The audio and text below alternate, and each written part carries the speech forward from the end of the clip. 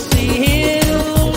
Ain't no smoggy smoke on Rocky Top. Ain't no telephone bill. Once I had a girl on Rocky Top, half bear, the other half cat. Wild as a mink, but sweet as soda pop. I still dream about that. Rocky Top, you'll always be home sweet home to me. Good old Rocky Top, Tennessee. Rocky Top, Tennessee. Good evening, everyone. Welcome to Vol Society Live on this Wednesday night. We're tuning in a little late due to the holiday week. As first and foremost, my name is David Morrison. I am the Vol Society analyst on the Vol Society Network, and thank you for tuning in. Like I said, it's kind of a late night to tune in, but I guess like everyone else, you know, you have family coming in for the Thanksgiving holiday, and you're seeing, brothers and sisters and mom and dad and cousins and in-laws and outlaws and everyone else for this holiday weekend. So as first and foremost, I should say happy Thanksgiving from everyone here at the Vol Society Network, from me, Brad, our founder, David Dees, everyone. And thank you for choosing to follow your Tennessee athletics content on the Vol Society Network. You see our Facebook page scrolling at the bottom of our screen, facebook.com/UT Vol Society. Over 4,000 and counting. Definitely thank you very much. We are truly thankful for each and every one of you. Also, hello to our viewers on YouTube right now. We just eclipsed over 80 subscribers on our YouTube channel, so thank you very much. And don't forget to leave us comments on the live chat room and give us a thumbs up. Even if you give us a thumbs down, we still can't see it. That's just YouTube for you. Happy Thanksgiving to you, Paul, and happy Thanksgiving to you, Timothy. Thank you for tuning in tonight. Like I said, we'll kind of make it a very relaxing show. I know it's kind of a hectic week with everything kind of going on with holidays and stuff, but hopefully everyone, like I said, has a happy Thanksgiving, a healthy Thanksgiving. And I go ahead and kind of say this right out of the gate.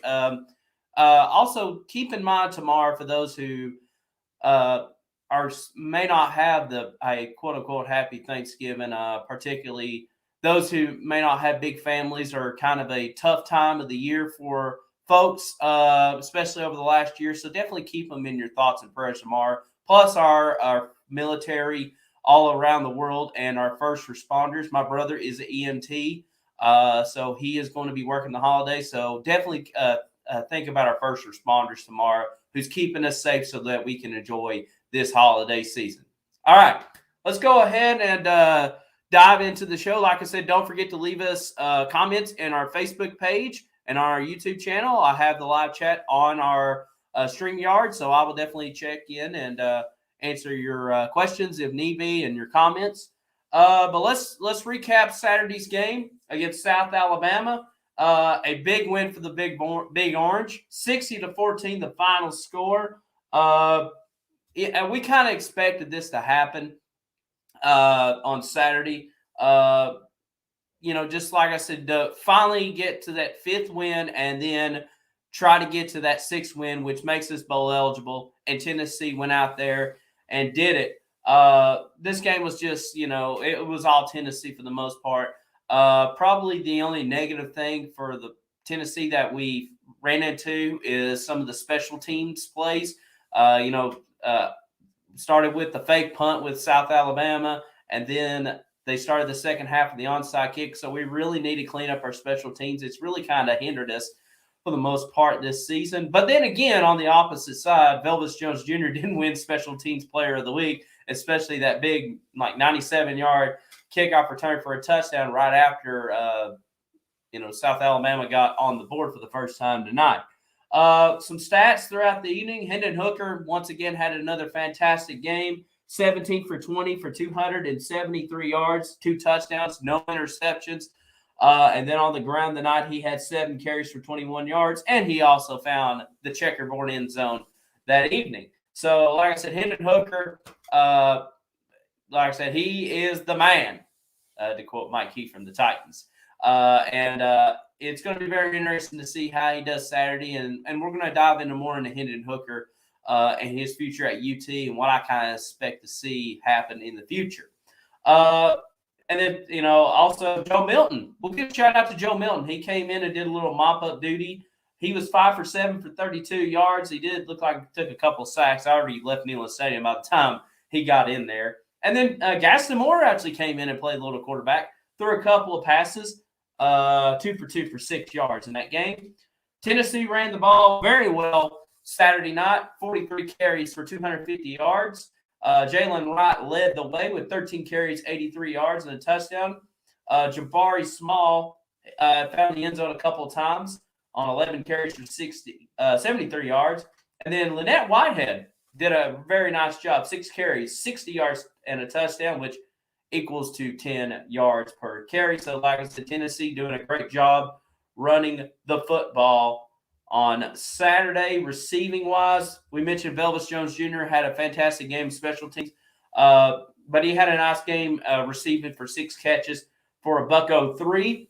And then Cedric Tillman, another nice game for him, 5 catches, 100 yards, and a touchdown, which is 20 yards per catch. I would say Cedric Tillman has been one of the biggest surprises on the team next to Theo Jackson. Really excited to see these two players do very well, and I'm excited to see if what Tillman's going to do next year. I really think he can be a first-team All-SEC wide receiver, at least in the preseason. Hopefully in the postseason he can get some recognition on the All-SEC team. The tight ends actually did pretty well too. Prince Fan had a touchdown. Jacob Warren, 4 catches for 33 yards. So like I said, Hendon Hooker was finding everybody, getting some big yardage. And like I said, the most important thing for Tennessee was to get that 6th win and go bowling. And the other thing is I just now notice on their stats from ESPN, no fumbles. That's a big thing. Especially, like I said, Tennessee took care of the rock all night. Took care of the pigskin all night. We'll talk about basketball in a couple of weeks. All right. So that was just kind of a little recap of what happened Saturday. Like I said, we kind of expected a blowout win. Like I said, just get that last non-conference game out of the way. We got that important 6th win, and now we're going bowling either in December or January, and we'll talk about that a little bit later on. All right. Let's go ahead and preview Vanderbilt really quick. Not much to say about Vanderbilt. They're dead last in the SEC. Ken Seals has been kind of their most consistent quarterback all year. 1,100 yards passing, 5 touchdowns, 8 interceptions on the year. He's been splitting time with Mike White on the year. But Mike White's numbers is not much better than Ken Seals. So not expecting too much. Rocco Griffin's their leading runner on the year. Chris Pierce Jr. is their leading receiver.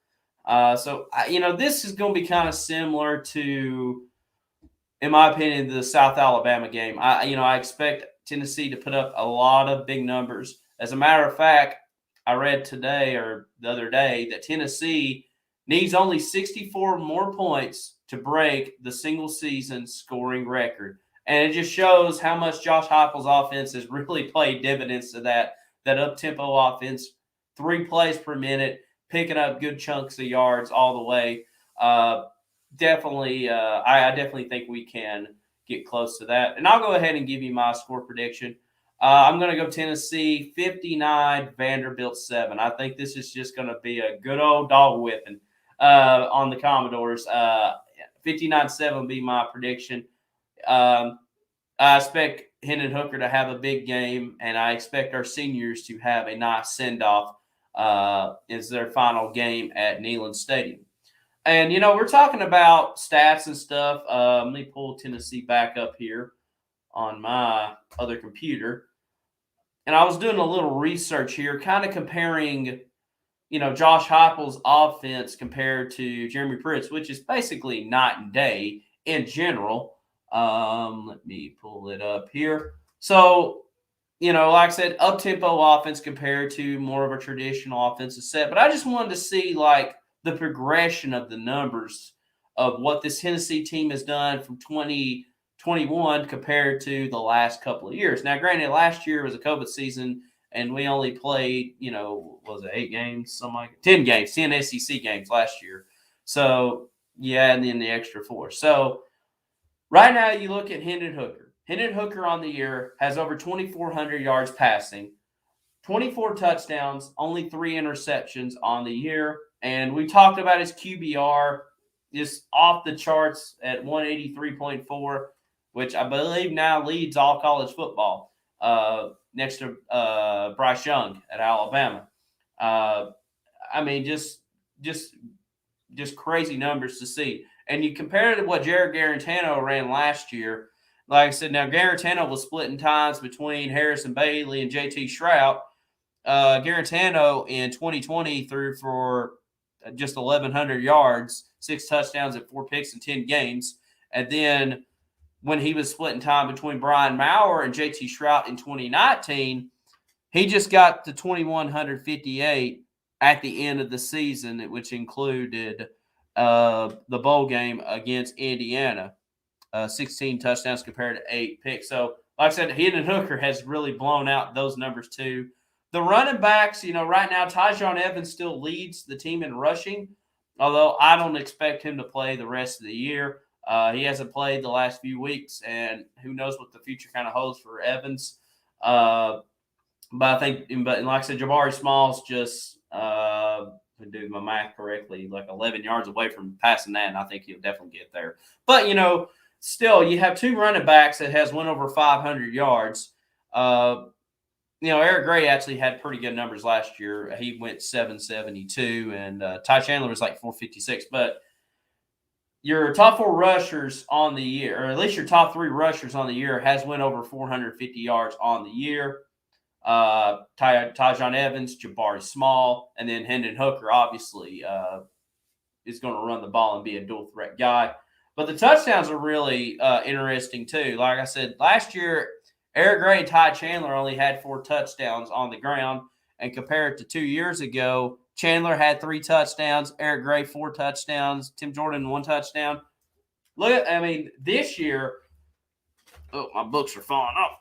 This year, Tyjon Evans 6 touchdowns, Jabari Small 6 touchdowns, Jalen Wright 5 touchdowns, Lindell Whitehead, who's played, kind of in mop-up duty, 3 touchdowns. Like I said, Tennessee is getting it done as far as scoring points goes and getting guys a chance to shine in big plays. And that's a big dividends of what this Josh Heupel offense has really done. And I'm excited to see what's going to happen with the future of Tennessee football. Speaking of the future of Tennessee football. So we talked about, who may be coming back, who may not be coming back. And I think the big question is quarterback Hendon Hooker. Of course, tomorrow night, Saturday night or Saturday afternoon, senior day at the University of Tennessee, and we're going to, honor our fellow seniors, Matthew Butler, Aubrey Solomon, Belvis Jones Jr., who was a transfer but is a senior, and I believe he will participate in senior day. We're going to honor these guys on Saturdays. And the big question was, is Hendon Hooker going to participate in senior day activities? And as of right now, he is not. So a lot of Tennessee fans are kind of thinking he's coming back for one more year, even though Hendon Hooker's kind of kept it to himself that if he's going to come back or not. Right now, if he decides to pull out for his super senior year and enter the NFL draft, and Chad chimed in and said, I sure hope Hendon does come back. I do too. If Hendon Hooker decides to pull out, the latest draft boards I've read, he's only going to be a 6th or 7th round draft pick. Now, keep in mind, this is kind of a very low quarterback draft class. Normally these NFL draft classes, you have 6, 7 deep quarterbacks, and usually 2 or 3 goes in the first round. You may only have 1 or 2, and you got guys like Matt Corral, who announced this past weekend that he is going to enter the draft, and then Kenny Pickett, who's the senior, who will probably be a first-round draft pick. So, if you're Hendon Hooker, you're thinking, well, okay, the quality of quarterbacks is not as deep. But do I go ahead and pull out this year, or do I try to come back for next year? And it's crazy to think that it's been since Peyton Manning that we're going to be sweating out the entire offseason wondering, is Hendon Hooker going to come back? It's so mind-boggling to think. I mean, I guess Josh Dobbs was starting to sin when he came back for his senior year, but I think we all kind of knew Dobbs was going to come back. But we really don't know about Hendon Hooker. Like I said, he's already done he's already played 4 years in college football. He's already got his degree. Kind of is one of those what's left to prove. Well, it's going to be a kind of a somewhat of a long offseason to come to find out. Personally, I think he should come back. I think this could be huge momentum for Josh Heupel and this Tennessee offense. A lot of hype going into next year. Like I said, you kind of don't know who's going to be coming back. Obviously, I think Cedric Tillman is going to be your number one wide receiver for next year. Chad thinks he hopes Tillman returns, and I think he can. I think he will return, actually.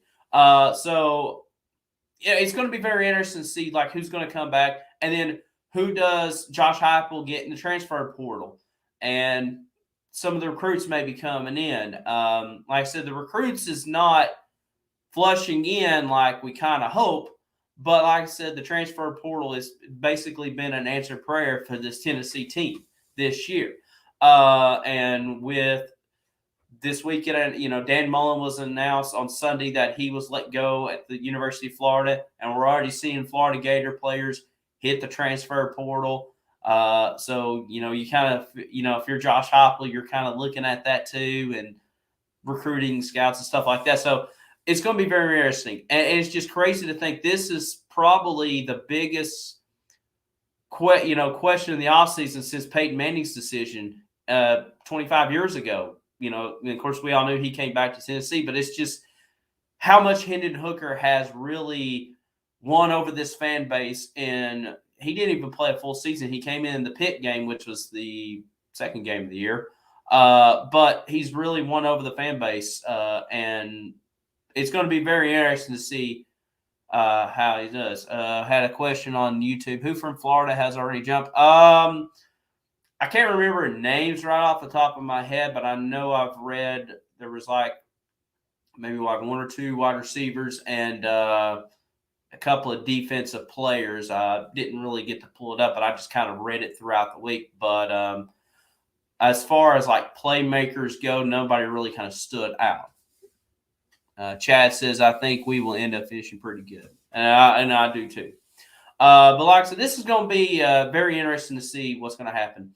We're talking about Florida, kind of looking at the opposite end of the SEC, or in the SEC West. One player I'm very interested in that's entered in the transfer portal, I think Tennessee needs to have a serious look at, is LSU cornerback Eli Ricks. Eli Ricks was a 5-star recruit from the 2020 class, came to LSU, and immediately in his freshman year made a huge impact. I mean, I think he got 4 interceptions his freshman year. This past season, he had to have hip surgery, so he missed some time on this team. He tried to play through the injuries, but it was just a little too much for him. And then now with Coach Orgeron leaving after Saturday, which is crazy to think nobody's really kind of talking about. This is actually Coach Orgeron's last regular season game in Baton Rouge. I'm sure he's going to coach the bowl game. But, Eli Ricks, who was a big key component in Orgeron's 2020 class, is hitting the transfer portal. You look at Alontae Taylor. Alontae Taylor is a senior. Just announced today he is going to participate in the Senior Bowl in Mobile, Alabama. So congratulations to Alontae Taylor for getting that honor. But now you kind of have a big hole filled on that corner slot where we have struggled at times. I mean, Taylor's done great, but we've kind of seen guys like Warren Burrell struggle, and then Turnage kind of going in that slot a little bit. I think Tennessee really needs to seriously look at Eli Ricks, because you talk about having not only a 5-star guy and a potential first-round draft pick in the 2023 draft, but I think he could fill a great slot for where Alontae Taylor was. Our founder Brad's in the chat room, says Happy Thanksgiving to everyone. But I really think Tennessee needs to look at him, and everything I'm reading, he is a great, impactful player. So we shall see. Like I said, a lot of moving components. This is kind of the crazy part of the season with coaching changes, and then we got the early signing period coming up in a couple of weeks, and I think it's on the 15th. I'll have to look at the date really quick. But we're gonna do a Vol Society show on the early signing period and who Tennessee signs that day, and it's going to be coming up in a couple of weeks. And once we get close to the end of the show, I'll kind of run down the schedule here of what we're going to do. But yeah, like I said, between the early signing period and then the coaching carousel going on, like I said, the Florida job's open, the LSU's job open. And it's crazy to think Tennessee is going to be next year's schedule. They're already facing 3 teams that's going to have new first year head coaches: Florida, LSU, and Akron. Brad says, anyone else proud of our Vols going to end up with 7 wins, and I couldn't be happier. And Brad was the first one to call it out, said we're going to go 7-5. And I thought we were going to go 6-6. And like I said, I kind of jumped on Brad's side about 2-3 weeks ago, especially after we beat Kentucky. I thought, okay, we've got this now. I knew Georgia was going to be a very tall test for us, but, after – once we got past that, I knew we were in smooth waters. And like I said, it's going to be big. Brad, since you kind of tuned in, I said my score prediction would be 52-7 or 59-7 Tennessee. Like I said, it's just going to be kind of a beatdown. It'll be kind of fun to watch on a Saturday afternoon during the Thanksgiving weekend. But yeah, that's kind of what's going on. Like I said, this is the final game of the regular season, and then we got our bowl game coming up whenever. And I'll go ahead and kind of tell you the schedule really quick here. Pull up the calendar really quick. Here we go. So kind of telling you the schedule for Vol Society Live. Next Wednesday night, we will not have a show on the 1st, but we are going to be on Sunday night, December the 5th at 8 o'clock. As that night, we will find out which bowl game Tennessee will participate in and who our opponent is, and we'll kind of do like a little mini preview of it and then kind of tell you the bowl schedule for that. And then on the 8th, December the 8th, we'll have another Wednesday night show. We'll jump back into basketball, do a basketball update. Like I said, a big weekend for the Tennessee basketball team. The Lady Vols had a outstanding comeback win against Texas. Like I said, just a awesome win. But I say can't wait for the shows. And then the men, like I said, played in the Basketball Hall of Fame tournament. Unfortunately, got slaughtered by Villanova on Saturday, but then they had a nice bounce back win against North Carolina and that's the first time Tennessee has beat North Carolina in basketball in 72 years, which is crazy to think. Now, granted, we don't play them a whole lot, but still nice to see that. Brad asked me, what am I thankful for this year, David? Just a lot of things. Like I said, I'm thankful for Vol Society. Our shows on Wednesday night, the Vol Society Facebook page, our social media page. The network has really grown. And it's thank you to you fans that come to us for content. And like I said, we have some good laughs on here, make some funny jokes from time to time. And like I said, just thankful for each and every one of you. And for on a personal level, obviously family and faith and just every day, just seeing another day and just being grateful for that. Let's say Brad says thankful for our loyal fans. Chad says really a surprise. I'm enjoying watching them play this year all around. Good job by everyone in the program. Absolutely. And I've been hearing some Vol fans said that this team is probably one of their favorite Tennessee teams, and I concur. And like I said, just a nice effort for everyone around. We talked about, a lot of questions in the summer. Can Josh Heupel's offense work in the SEC? all the players transferring. Is there anybody else still left at Tennessee? Who is this Hendon Hooker guy from Virginia Tech? And then who's this Joe Milton guy from Michigan? We're hearing hype about him. And then we go through the season, and a lot of questions got answered. And yeah, for a team that is 7-5 on the year, and a lot of the national media picking us to go win 3 or 4 games, it's just doing good. Paul says, I see you participate in No Shave, No River. Actually, I have shaved. It just grows fast for me. So it's, like I said, if it grows really too much, it kind of itches on me. But I have a good blend going right now. It looks all right, I guess. Just too much gray, I guess. I don't know. Like I said, yeah, it's very interesting. Brad's participating in it too. He says, "Me too. I haven't shaved all month." Yeah, pretty good stuff. Like I said, like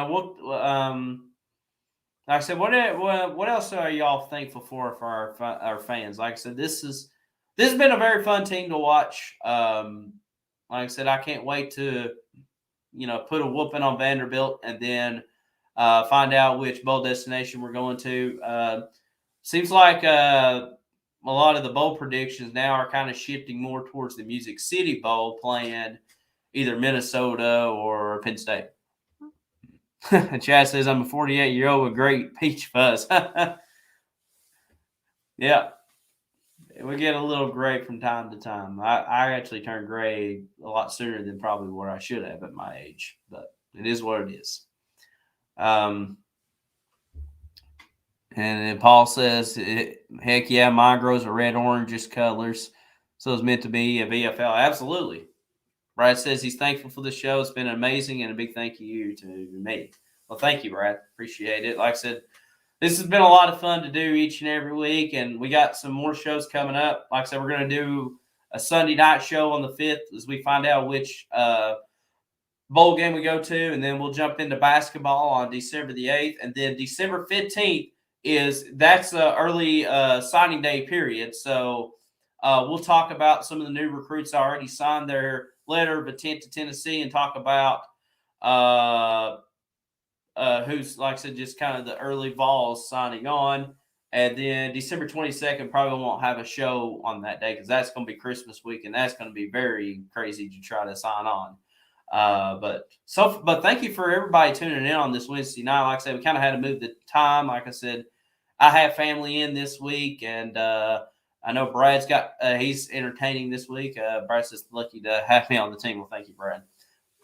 So like I said, I know a lot of folks it's kind of a busy day, and hopefully, like I said, hopefully everybody has a happy Thanksgiving tomorrow, and enjoy the football all weekend. Got some games tomorrow. Obviously, you got the wonderful Lions and Cowboys games. It's always on Thanksgiving.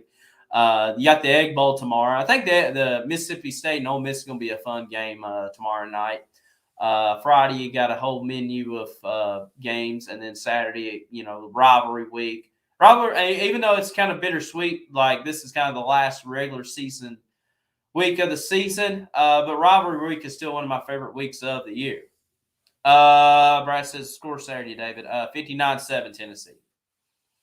So I think it's not even going to be close.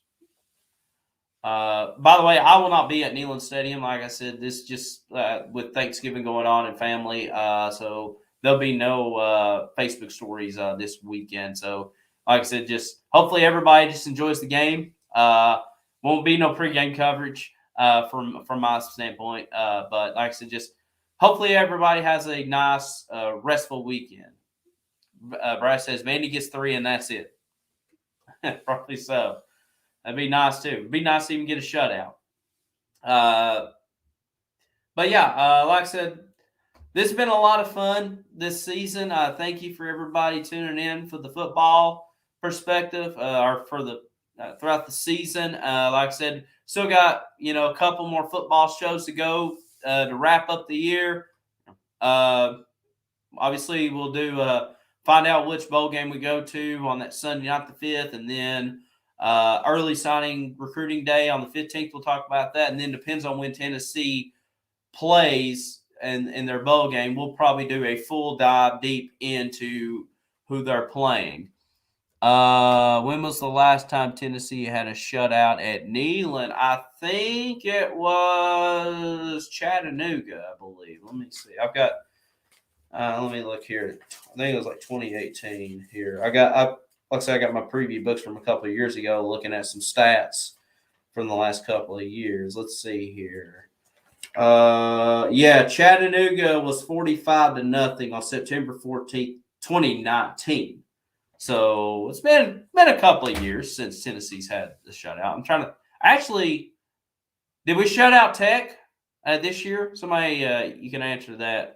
I think the Tech game may have been a shutout. I remember the Chattanooga game was a shutout. Let me pull up the schedule here. That's Vanderbilt. I need Tennessee. Okay. Let's see here. I know Vanderbilt hasn't had a shutout all year. Okay, I lied. It was Tennessee Tech. Tennessee, we shut out Tennessee Tech 56-0. So it was this year. So in the last couple of years, Tennessee has shut out a couple opponents. It's been a while since we shut out a Power 5 opponent. I'll just say that. So we shall. Hopefully, Tennessee can break that streak too. Like I said, 7-5 on the year. This is a nice ending to year one of the Josh Heupel era. And some fans are claiming that Josh Heupel should be SEC Coach of the Year. And I know some South Carolina fans says, wait a minute, what about Shane Beamer? You know, look what we've done. We beat Florida and we just beat Auburn this past Saturday. And Shane Beamer's done a fine job at South Carolina. But like I said, for what Tennessee's went through, I mean, Josh Heupel has, to me, been the best first-year head coach so far in this SEC season. And like I said, Shane Beamer's done a fine job too. And the lane train's about to come by here. There we go. And then Brian Harsin at Auburn. Not the best first year down in the Plains, and there's rumors that he may be taking the Washington job, so that's probably not going to settle well for Auburn fans. And then Clark Lee at Vanderbilt still got a long ways to go to be near the top of the SEC, but should be interesting. Brad says could be more proud to be a Vol. Absolutely. I mean, just like I said, this has been a great year. Probably more than what I expected a little bit. I thought, like I said, we had a fighting chance of making a bowl game. But just the way this offense has clicked in year one has done dividends to us. Brad says thankful for Heupel. Absolutely. He's been a miracle for us. Football was fun for once. Yeah, absolutely. Definitely so. Any other questions here? Or more comments? Like I said, thank you for tuning in. Like I said, it was kind of a late start, but I'm sure a lot of folks are cooking and entertaining and just a lot of stuff. Miss K says, Happy Turkey Day, David, tomorrow. Yeah, thank you, Miss K. Happy Turkey Day too, or Thanksgiving. Hopefully spending time with family and enjoying it. Like I said, thankful for everyone for on Vol Society Network, and like I said, we'll continue to bring content throughout the weekend. And real quickly before we sign off, I made a post. Brad says, "Let's give it up for David Morrison, folks. Blessed to have you give 100% for the Vol Society this year." Well, thank you again. Real quickly, recruiting news. Made a post this week. 4-star edge rusher Jonathan Joseph. Jonathan Joseph. His first name just slipped out of my head. Thanks, David.